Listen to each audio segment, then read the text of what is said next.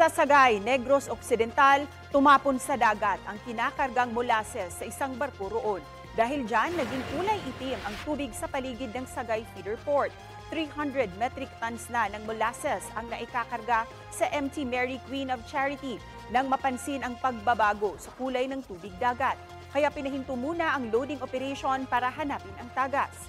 Ayon sa Philippine Coast Guard, hindi naman mapanganib sa kalikasan ang molasses na gawa sa asukal at ginagamit na binding agent sa mga pabrika at minahan. Pinagpapaliwanag na nila ang kapitan ng barko habang sinusubukan pang kunan ng pahayag ang may-ari nito. Kapuso, para sa mga maiinit na balita, mag-subscribe sa GMA Integrated News sa YouTube. Sa mga kapuso naman abroad, subaybayan nyo kami sa GMA Pinoy TV at sa www.gmanews.tv.